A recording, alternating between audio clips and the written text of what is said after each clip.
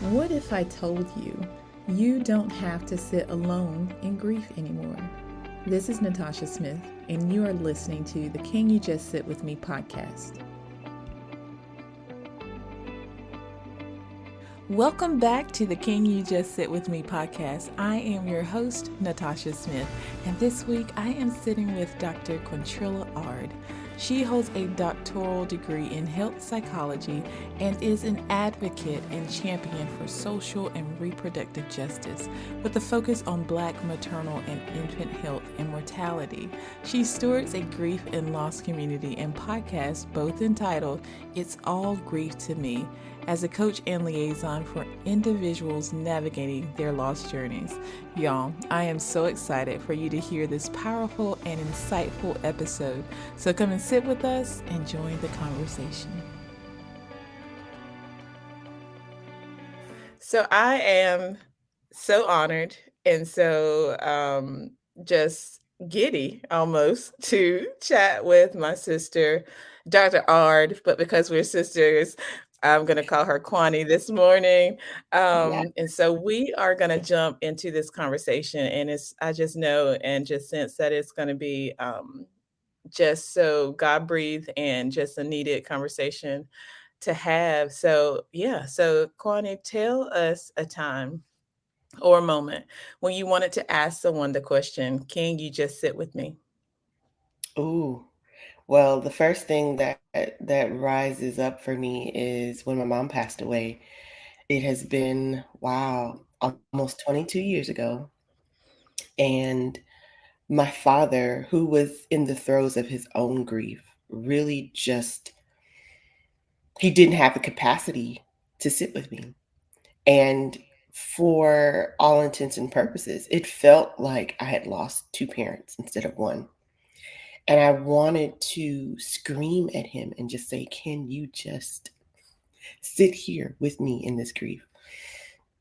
But I recognize that everyone doesn't have the capacity to do that.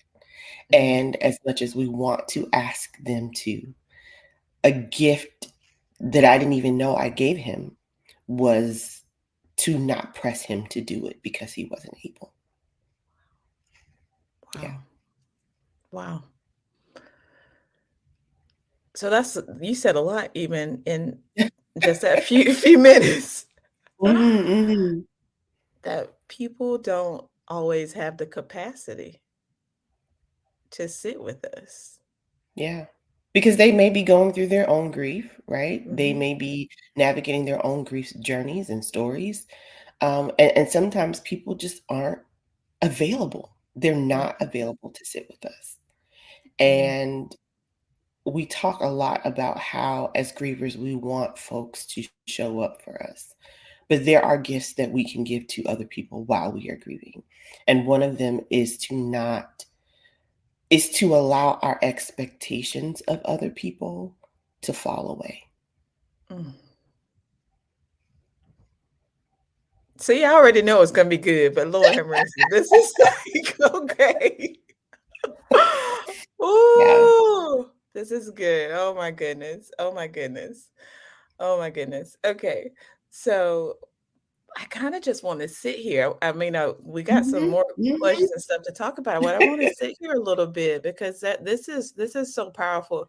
Because I know, as grievers, sometimes we kind of talk about, well, since we're the ones who are grieving, so we should not have to um, do any work to, Mhm, you know what I mhm, mean? Like, because we're mhm, the ones that are grieving, but what you're mhm. saying is powerful though. Like Yeah, to I mean, it's true. One of the things that comes along with grief is, that I'm carrying the lion's share of this burden. So I shouldn't have to ask, or I yeah. shouldn't have to tell you how to do this. But none of us know how to do this. Mm, It, exactly. it's Yeah. it's something that you learn. It's like a on the job training, right? We learn how to navigate grief as we navigate grief. Mhm. And because people don't really know how to show up for you, sometimes you're going to have to tell them how to do it, right? Yeah. Um, it's easy for us to tell people how we don't want them to show up for us, but it's not really as intuitive to really tell people how we do need them to show up for us. Hmm. And sometimes we are afraid to ask, right? Because Yeah. we're already broken from asking for Mhm. whatever before, right? We're still hurting from what we feel as a rejection of our request before, right? A Yeah. lot of times grievers have asked for something to not happen and it happened, right? Yes. So there's already this hesitancy to ask, um, but people aren't mind readers, right? And Right. those that really do love us want to show up for us. And we give them a gift by teaching them how to do that. Even if we're not 100% sure of what we need ourselves, we can still honor their support by trying our best to help them help us. Mm, that is so rich. That's so good. Mhm. Hmm. So you talked about like the death of your mom. Mhm. Um, what take us back, like, and just kind of expound upon your loss story and just what Mhm. you have experienced and how it informs your work as a loss and grief coach, and just all the things that you're doing now, and how does that inform like what you're doing and how you're helping others in their grief? Oh my goodness. Yes. So I haven't quite come up with a name for it, but you know how we say someone is like multi-talented, they have all these talents and gifts and abilities. Hmm. Well, I consider myself someone who has had a significant number of losses. And Yeah. so losing my mom was one of them. And at first I thought it was, maybe something's wrong. Like, Yeah. did I sign up for the grief and I loss know. package? Like, what is Right. going on? Like, no, Jesus, But no. listen, I don't want it. I don't want it. Mm, But I realized that just like someone is able to um, show up and come alongside you when they have a large bucket of skills, right, to help you mm, succeed, I realized that this was something that I held in the grief and loss space, that I had experienced different and nuanced griefs, and that maybe God was asking me to do this in this space so that almost I could kind of be all things to all people, right? Like that scripture says. And my other passion is Black maternal health and Black infant health as well. And I noticed that there was so much grief in that space, especially when it comes to maternal mortality and infant mortality. And because I had also experienced a pregnancy loss, yeah. it to me it felt natural to offer just some encouragement and some support based on what I had experienced. Not that other people haven't experienced Yeah. it, but sometimes understanding grief and loss from multiple angles helps you to be able to see folks where they are and meet them where they are. Someone may come to the community and say, "Oh, I experienced this loss," but I can identify that they've also experienced some other ones as well Yeah. because I have also experienced multiple losses. So Mm, it really helps me to hone in on how to help people, on how to be there and support them because of the different losses I've experienced. And while I would not say that I would sign up to experience them again, yeah. I would definitely say that experiencing what I have, I feel like has made me a more empathetic partner, a Mhm, co-journeyer for folks. Mhm. mhm. I love that. I know, being in the grief space, you know, um, it's a hard space to be in just because, Mhm. we are constantly exposed to, Yep. people's stories Mhm. and them coming to us, to tell their stories because they know that we are more empathetic and more, more compassionate. Mhm. Um, as you mentioned, partners and people who are walking alongside them. Um, Mhm.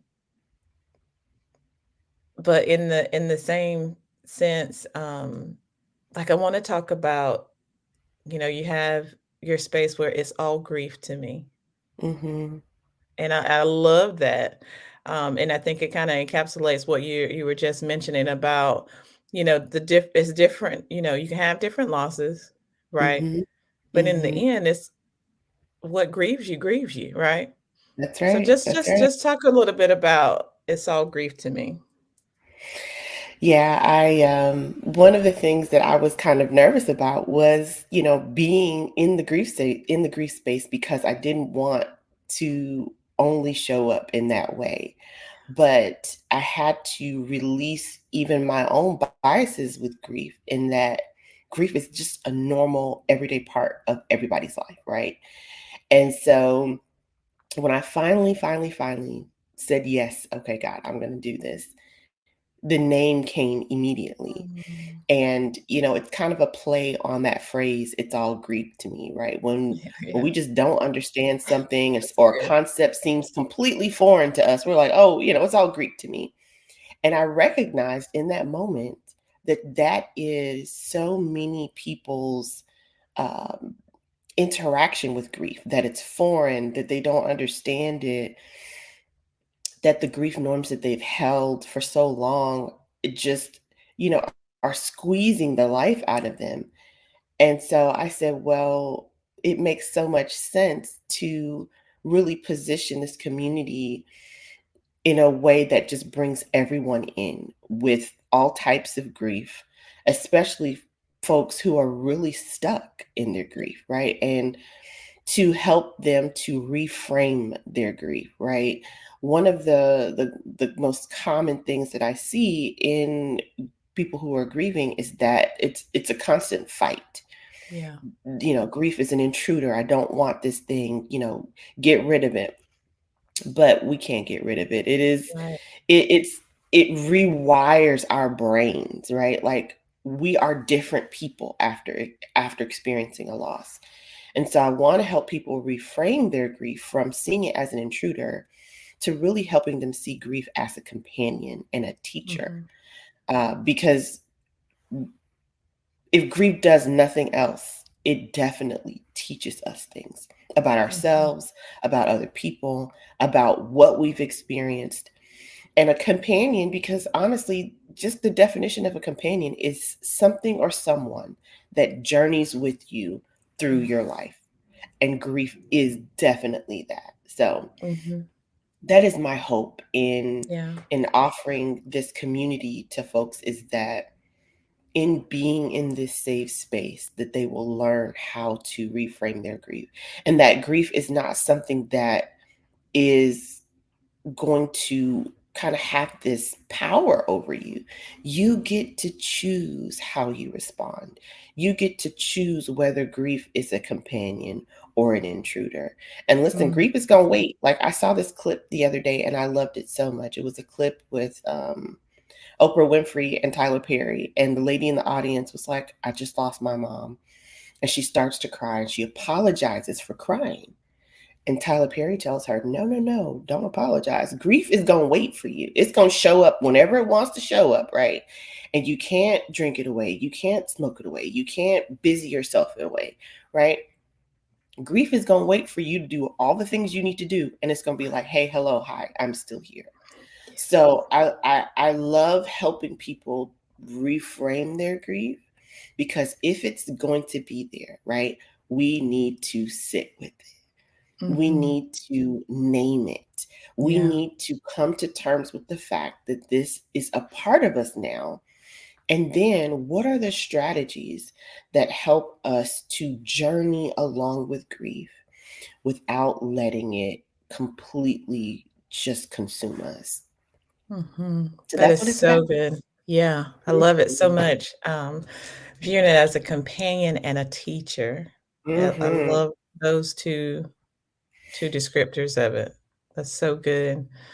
Um, One thing I was thinking about as you were talking, how which I meant to mention it before, but I had like a brain freeze. But um, so as you were talking though, it's like again, so when you think about the grief space and it's a lot of people in the grief space, but it's still like grief isn't talked about like in the broader scale of culture and in society and stuff like that. Mhm, mhm. And then when you think about grief, mental health, and you add faith to it, then it still gets even a Mhm. little bit smaller, right?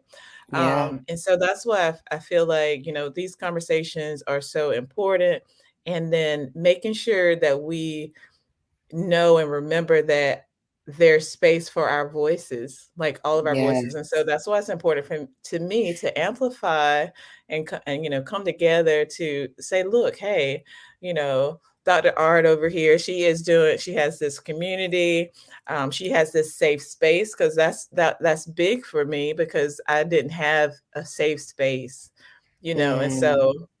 I'm like trying to amplify these voices to say, hey, Kwani is over here doing this, this person Mhm, is over here mhm. doing this, and trying to kind of connect these communities and amplify voices on loss and grief because I love it's it. few and far between, So true.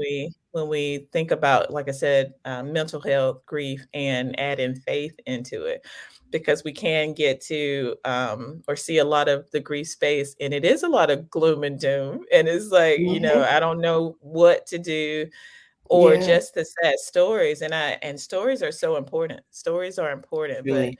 and it's we can't sit with the grief, but then what are we going what else are we going to do, That's and so right. What do we do yeah. next? What do we Yeah. do next? What do we Yeah. do next? So what do you feel is like one of the biggest things as grievers that we have to navigate? Oh, man. I would definitely say it is this tension between experiencing joy while we are on our grief journeys. A lot of us need permission to lean into the joy. And one of the things that I always say, like if I'm doing, some type of session about grief, is that joy is not a betrayal of your grief, right? It adds Mhm. to it. It it really shows you how even in the middle of our grief, that is not the only thread in our story, that there's sunshine and rain, and that allowing ourselves to experience both helps us to have a more full and fulfilling life. We can't only experience joy and we can't only experience loss, right? They are two sides, two heads or of the same coin, right? And to turn one of them off is to let part of ourselves die, right? Mhm. And a lot of times it feels hard to experience joy because it's a reminder that sometimes the joy that we want to experience, an end comes to it, right? Mm. But I say the same thing for grief, right? When I close out my sessions, one of the things I always say is that even grief will have an expiration date. Everything has an expiration date. And one Mhm. day, your grief will too have an expiration date. You will not always feel this way forever. And especially for those of us who are believers, who, are faith based, we know that there is going to come a day where there will be no more death, no more crying, no more sorrow, no more pain, because all these things will be passed away. And so that is the hope that I leave with folks who come into that space. While we are here, how do we grieve well? While Yeah. we are here, how do we navigate this story? But in the back of our minds, knowing that eventually this will not always be our story. This Yeah. will also end. And so helping folks give themselves permission to feel joy, to lean into joy, to look for little glimmers of joy. To me, it's as important as teaching them how to sit with their grief, That's because good. it's we're two in one, right? We're not Mm, just only joy, we're not just only pain. We're both. It's a both and experience. And I have found personally that whenever I try to push down the joy, right? In in my attempt to honor my grief, it is harder for me to experience daily fulfillment. mm, It is almost as if I'm trying to cut off a limb. I'm trying to, pretend that I can't see the beautiful colors, right? It is an exponentially more painful experience when you try to suffocate the joy. mm. And so that's one of the biggest things is giving people permission, letting them know that it is okay to experience joy. It is okay to Yeah. smile, to laugh, to lean. And when I say lean in, I mean like lean in. Like, we're not saying the grief doesn't exist. We know it Yeah. exists. Hmm. But we can't say the joy doesn't exist either, right? Yeah. And to fully embrace the joy as we also fully embrace our grief. And that's one of the biggest areas where people are stuck because they're like, Mm, you know, I can't seem to get past this grief. Well, what joy have you experienced lately? mm. So that's one of the biggest things Yeah. that I see. I love that so much because it's that comparison that I didn't even really think about, like, because we talk a lot about giving ourselves permission to grieve, give yourself Mhm, permission to grieve, mhm, but give mhm. yourself permission to experience joy. So that Yes. is so good and goes back to what you were saying about the learning aspect of grief, learning to have Mhm. joy amid grief. Oh my goodness. That is so good. That is so good. One thing that stood out to me when you were talking was mentioning that grief has an expiration date. And I mention that sometimes, and I know some people are like, "What? Grief lasts forever," even some people in the faith-based spaces. And I'm like, "Well, you read your Bible, there is an expiration date to it." There is. Yes, for But I sure. but I think And go ahead. go ahead. But I think it's that disconnect to say, you know, um, grief does have an end date, and it is a definitive end That's to it. right. Mhm. But I think it's because of all the grief, the feeling that I'm here right Mhm. now on Mhm. earth. What do I do with this now? But as Mhm. believers, we have to have the ultimate end in mind as well because Mhm. life is a vapor. We're really not here that long as we think we are. And That's right. so we'll be more in eternity than we have been here on earth. So we should be still heavenly minded in that sense to say, yeah, this is going to end at some point. But I think we have Mhm. that what we were kind of talking about the tension of, but Mhm. we're dealing with this right now. Yeah. Agreed. Agreed. And that can be really hard for folks to sit with, because we're so careful to not try to, quote unquote, over spiritualize grief, or, Yes. Yeah. over, spiritually bypass grief, right? Yeah. Because um, we don't want people to think, oh, well, all I have to do is think about the end date. And they never experience joy in the present, right? Right. So That's it's a true. very delicate balance, right? It's a very Yeah. delicate balance. Because the right now, the present is tough. It's hard. Yeah. And that's why I'm so grateful for people like yourself and others of us who take on this mantle to help folks in the present. Mhm. Even though we do have this goal in mind, that, or this hope in mind that it will one day end. What do we do in the now? Yeah. Yeah. Yeah. So true. So in thinking about hope, Mhm. can you tell us like about either like just a dark moment or just a hard time where um you had to navigate like where's my help coming from? Mm. Where you had to almost conjure up the hope, like what was it and what did that look like for you? Oh goodness. One of the things that I think about often is the secondary losses, right? We have the Mm, primary loss, which is that initial event or that thing, but then there are also those things that happen as a ripple effect because of the loss. Um, and I was in transition. I had just graduated from college and I was kind of trying to figure out what to do with myself. My mom passed away about a month or so after I graduated from college. mm, And so, there's never a good time to lose your mom, but, mm. especially not when you're trying to Yeah, transition into womanhood and figure yourself yeah, out. Like, I'm still like a baby adult, like, I'm not a real full fledged adult, right? And so there was a scenario in which, I was trying to figure out, well, what do I do next? And I went to this little city in Georgia. I went to a boarding school for the last couple of years of high school. And so I got this, it wasn't random. I was going to say random, but it wasn't random.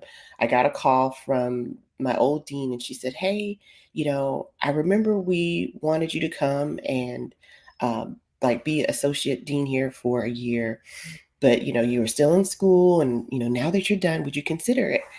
And so I said, "Well, goodness, yes, at this moment I'm not doing a thing." yeah.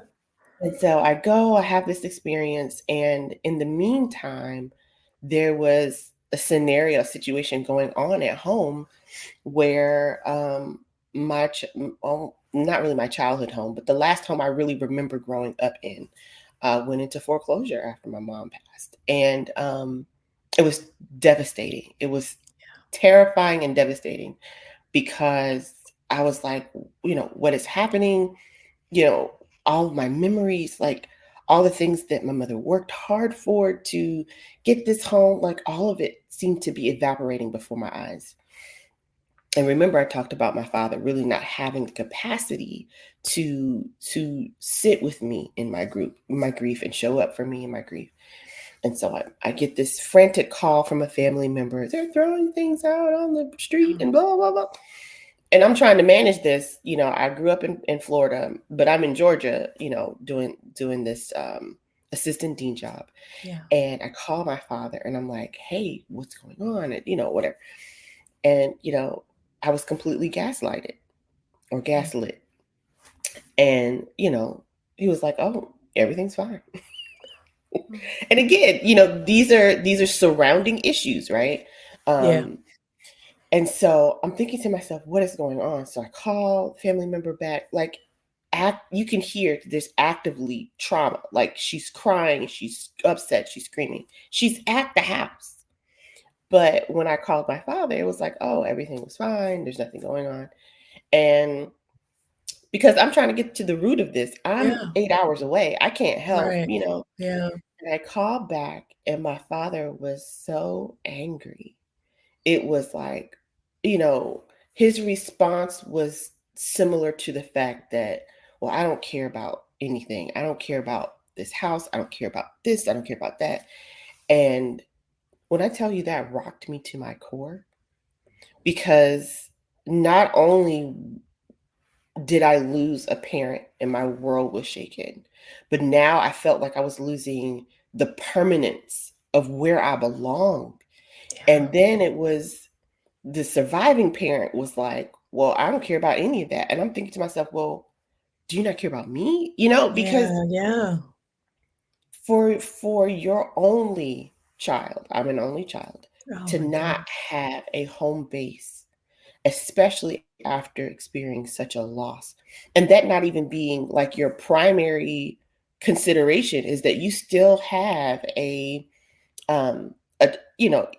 even though I was, what, 22 or so at the time, I'm still a dependent, right? Yeah, Like I don't have yeah, a job, right. and to recognize that the depths of his grief were so vast that all he could literally do was take care of himself Mm, was something that was hard for me to understand yeah, because I'm thinking to myself, well, what am I supposed to do?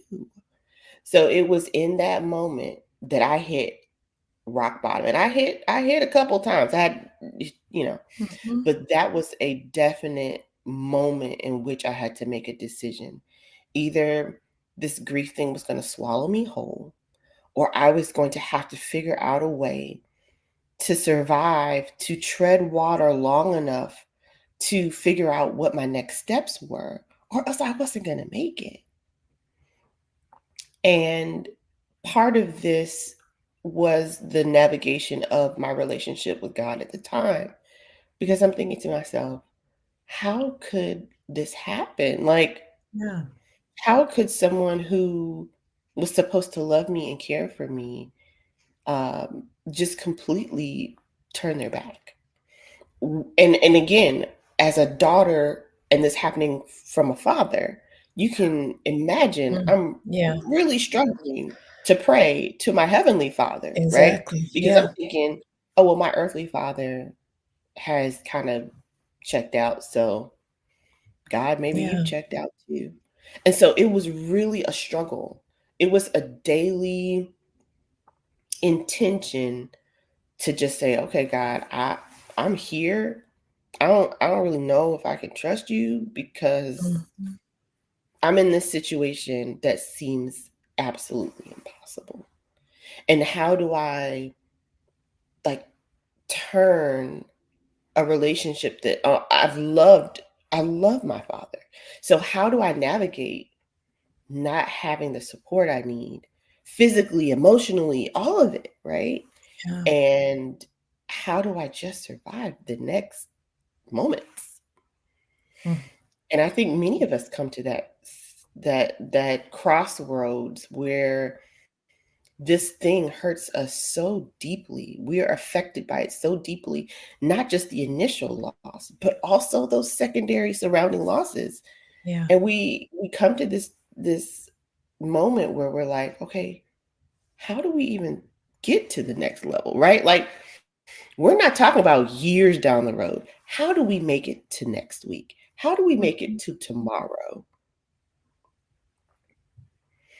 yeah, Hmm, yeah. oof, mm, mm, mm, mm. Wow.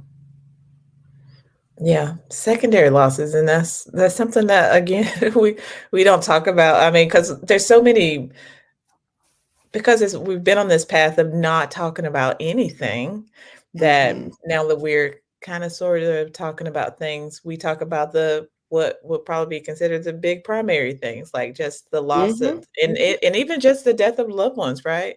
And we don't talk Mm-hmm. about the other types of losses, and all Because they different types of happen. grief. Exactly. They Oh happen. my goodness. Wow. That is such a powerful story. Thank you for sharing that because even, Mhm. those who may be listening may be experiencing some secondary losses that are feels like the walls are just caving in because it's just Yeah, so much. yeah. And it can accumulate and just so much. Um, but so out of this, what encouragement can you leave for those who are listening? So maybe they're just maybe they just experienced some type of loss or they're navigating even something that happened, years ago, but we know Mhm. how grief works. It doesn't matter the Right. timing, right? Mm-mm. So what would you tell someone who is just navigating grief um and they feel like the walls are kind of closing in and it's kind of dark and Yeah. they feel a little hopeless. That word, Mm, hopeless. I understand that word. My first piece of encouragement is to remember that you're not alone. One of the scariest things I feel like I navigate as a grief and loss coach is to try to bring people out of isolation. Mm. And recognizing that, I do this as a layperson. I'm not a licensed therapist or counselor, but helping people understand that they are not alone is literally one of the first steps, because grief can be isolating. You are so you are so much connected to your pain that it is hard to see anything else. And that will shift. I won't say it will get better, but it shifts. Sometimes it is less heavy and sometimes it is more weighty. But that initial step in encouraging folks that they are not alone, that there's someone who understands, there's someone who has navigated a similar experience. And, not, we never want to compare grief, right? Like Yeah. comparing grief is like, it's ridiculous. There's no way you can compare grief. Hmm. But it does help to know that somebody may actually have experienced what you've experienced. And Yeah. again, we all experience it differently because we are all individuals. But to know that there are other people who've experienced the loss of a parent, or other people who have navigated divorce, or other folks who have had the rug pulled out from under them and they have had to move from one place to another without moments noticed, right? To know that there's someone else who has experienced, their dreams literally not happening, like all of these different types of griefs, there is someone who can relate. Hmm. And to me, having community and having that support system is a critical element in whether or not people become okay in their grief journey, right? And grief is not meant to be experienced in isolation, because, speaking of mental health, it can turn into other things if we walk it alone. So that's the first thing. Know that you are not alone. Know that there are people, individuals, like ourselves, and there are trained professionals who Yeah. can help you navigate your grief and your loss. That's the first thing. You're not alone. And then the second thing, as we talked about earlier, whether you are a believer or not, this does have an expiration date. You will not grieve forever. And I have my own personal beliefs about how that plays out. But I saw a quote that says, every storm eventually runs out of rain. Mm. Yeah. And it it's true. It's true. The storms do not last forever, and your grief will not last forever. Um, the journey will end. And again, that is something that I hold fast to because of my faith perspective, which helps me see the long game. You know, Yeah. I I am very um I understand that this is something that we deal with daily, and also it is something that we also deal with as far as the extended part of the journey. So Yeah. those two things honestly are the biggest encouragements I have. You're not alone, Hmm. and that it does have an expiration date. Yeah. And link arms with someone. Mm. I'm not saying that you have to put your grief on display. That to me is a completely different thing. But being in community is literally a lifesaver. It's It true. is a lifesaver. So those are, simple things, right? Finding someone that can just sit with you, right? Hmm. Yeah. Something as small as, hey, can you text me, tonight before I go to bed, or can you just let me cry on the phone? Or can you Mm. come over and just let me cry? Yeah. In community, in community. Hmm. So good. So things that are like understated, but they're Mhm, so powerful. I mean, they're mhm, so mhm. powerful. Yeah. And it always makes me think about like I wish I had, Mm, in the past, yeah, but yeah, grateful and for the presence. opportunity. Yeah, I was gonna say, and presence is typically at the top of that list. yeah. If you query people on what they wish they had had, Mm, presence is typically at the top of that list. So, yeah. right. That's so good. So beautiful. Oh, I have enjoyed this time. We're gonna have to come back Ooh, and have some yes. series or some some other Mhm. chats because it's so much to talk about and Yeah. cover. But I so enjoyed this time with you. Um, Same. let us know where we can find you, where we can find your services, all the things, so we can Mhm. everyone who is listening can connect with you. So just tell us where we can find you. Awesome. Well, the It's All Grief to Me community is it's a Facebook community, so you can search It's All Grief to Me on Facebook. There is an Instagram page as well, where there's encouragement and different ways you can engage there. Also, I am opening up a Substack, which will eventually have a podcast as well. And that is also It's All Grief to Me. And once you find one of those, you'll be able to find the rest of them. So, like, all of my accounts are connected, all of my socials are connected. So, once you find one of them, you'll be able to kind of follow me everywhere. So, I look forward to seeing y'all Awesome. there. Yes. Thank you so much for sitting with me today. Thank you for having me, dear. It was an honor. That brings me to the end of this episode. Thanks again for joining me, and thanks for listening to Can You Just Sit With Me? If you enjoyed the show, please rate and review us on Apple Podcasts, and be sure to come back for my next episode of Can You Just Sit With Me? Until then, this is Natasha Smith, helping you to find hope in grief, hope in the hard place, and hope in the challenging times of life. Be sure to connect with me across social media, Facebook, Instagram, and Twitter at I'm Natasha Smith.